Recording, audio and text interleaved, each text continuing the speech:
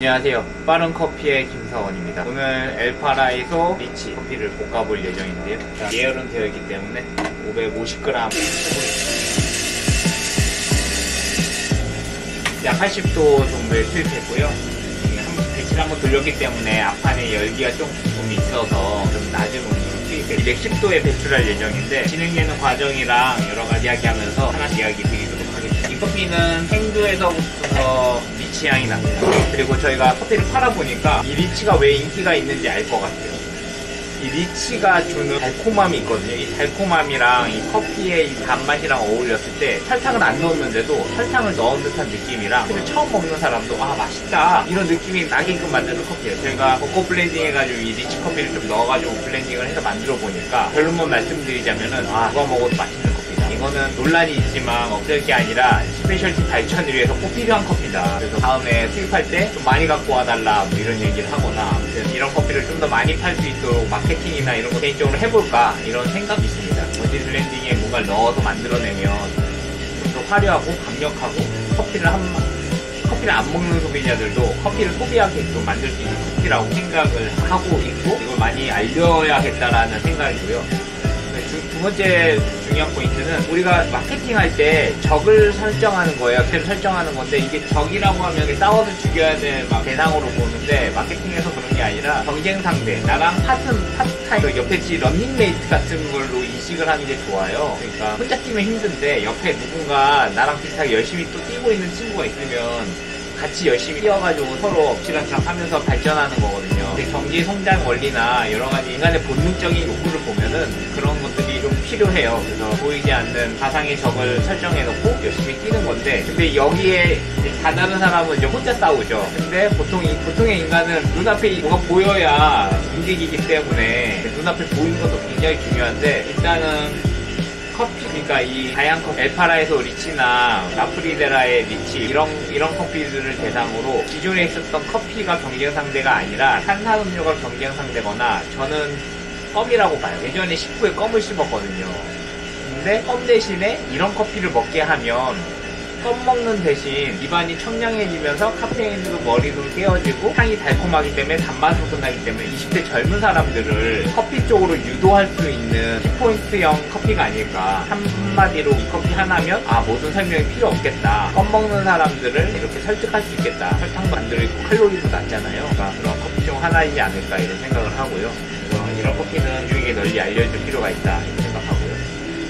커피를 갖고 대회를 나가볼 예정인데, 이 향이 진한 게 있고 옅은 게 있는데, 옅은 거는 엘파라에서 커피인데 이거는 논란이 많으니까 그 친구들이 향을 덜 넣은 것 같아요, 느낌이.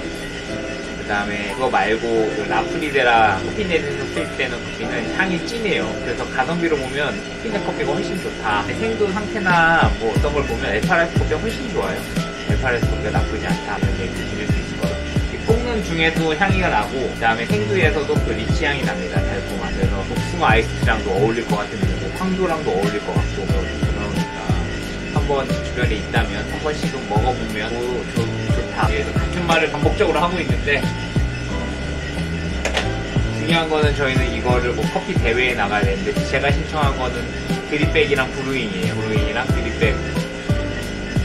과연 상위 점수를 받을 수 있을까? 드립백은 레시피를 보니까 12g에 100ml인가? 120ml인가 추출할 밖에 아니에요. 엄청 진한 거죠. 브루잉도 레시피를 봐야겠지만 거기에 맞춰서 만들어서 제출하려면 뭔가 많은 시행착오가 돼서 커피를 만들어내고 있는 중이에요. 생각해서 샘플 로팅을 많이 하고 있고요.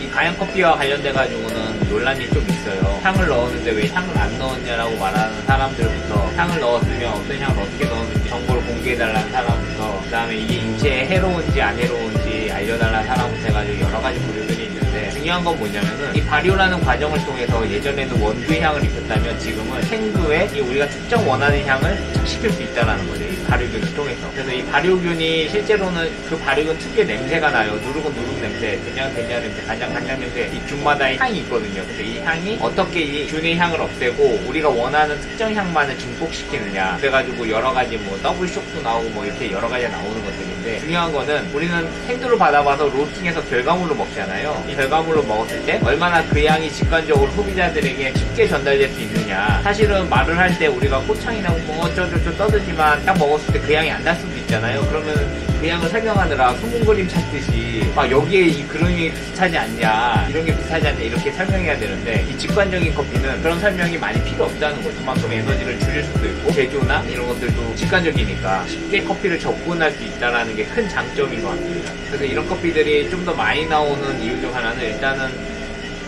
기후변화 때문에 그런 것 같기도 하고요. 그 다음에 고급 커피에 대한 수요, 남들과 달라야 될 거 아니에요. 그러니까 그런 것들 때문에 조금씩 생성되는 것 같고요. 이런 커피들이 또 너무 많이 생성되면 또다시 예전에 먹었던 클래식 커피들이 또 한 번 인기를 끌 수도 있게 되는 거겠죠. 그리고 입맛은 보통 보수적이어서 내가 어렸을 때 먹었던 그 입맛을 잊지 못해서 쭉 이어지는 경우가 많아요. 저도 마찬가지로 어렸을 때 먹었던 뭐 칼국수나 수제비들이 가끔 어른이 돼서 휴가 오는 날 생각날 때가 있거든요. 밀가루 음식. 근데 알고 보면 그 밀가루 음식이 배불러서 먹은 게 아니라 가난해서 먹었던 음식 중 하나거든요. 우리나라가 먹는 삼겹살도 그런 추억들이 있다 보니까 나이가 들면서도 그 맛을 잊지 않고 계속 가지고 가다 보면 음식 맛은 결국 약간 보수성을 띠지 않나 그런 생각을 하고요. 그래서 항상 새로운 세대들에게 새로운 맛을 유도시키고 그 맛을 유행시키고 그 유행시킨 거를 어른이나 다른 사람들이 따라할 수 있게 만드는 게 이 정해진 이 음식 관련된 마케팅이 일부인데, 이제 그런 과정까지 가기도 전에 우리끼리 내부끼리 너무 이야기하고 뭐 그런 것들도 있는데, 저는 내부끼리 소통이라고 보고 외부에게 정보를 전달할 때는 일관된 메시지를 전달하는 게 낫지 않나 이런 생각하고, 그것보다 이제 그러면서 1팝이 터졌네, 쓸데없는 소리 하다가 1팝이 터졌습니다. 향을 맡아보고요. 리치향이 나요. 이게 생수가 리치향이 난다는 거는 어떻게 보면 저한테는 굉장히 좋은 커피다, 나쁘지 않은 커피다. 1팝이 세게 터뜨려가지고 저희가 대회가 이번 주에 제출해야 되거든요. 1팝을 좀 세게 터뜨려가지고 향미를 손실을 입더라도 우리가 원하는 포인트에 다다음 주에 먹었을 때 가장 맛있게 먹으려, 제가 210도에서 배출한다고 했잖아요. 그러면은 커피가 1팝 정점일 때 배출되는 걸 거예요. 갈변 어느 정도 될 때. 커피는 굉장히 부드러운 커피예요. 딱딱한 커피가 아니라 부드러운 커피여가지고 다행스럽게 210도에서 빼도 과한 신맛이 나지는 않을 것 같습니다. 다시 그냥 마늘 배출을 해주는 걸로. 지금 207도고요. 화력은 30% 줄여가지고 화력이 더 뒤에 올라가고 있는데 조만간에 불할 예정입니다. 상 받았으면 좋겠는데 상 안 받아도 따로 해가지고 열심히 하는 거를 보여드릴게요. 상 받으면 좀 이제 말이 뜨는 거죠. 이제 이런 쓸데없는 말 안 하고 하는 거죠. 상 받은 사람이 이거 먹어라 이러면서 이제 할 수 있는 건데, 상을 안 받으면 이야기할 게 너무 많아. 속도가 돼서 배출했고요. 제가 상을 아예 안 받은 게 아니라 사실은 상 받은 데에 저는 이제 은퇴해야 된다고 개인적으로 생각해요. 아니, 상을 받았는데 계속 받아. 그 의미가 있어요? 한 번 받았으면 지금 또 받아요?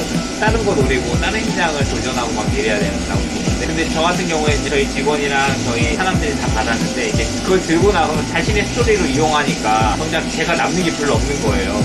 땄는 데도 돼가지고 이제 이번 대회 이전에 이미 금상이랑 뭐 은상 받은 대회예요. 또 도전하는 거는 그걸 이제 써먹을 수가 없어가지고 트렌드가 바뀌어서 써먹으려고 다시 도전하는 거고요. 이번에 아무튼 뭐 다음에 또 도전하면 되니까 그런 두려움은 없는데, 빨리 받으면 말이 좀 쉬워지는 거죠. 빠르게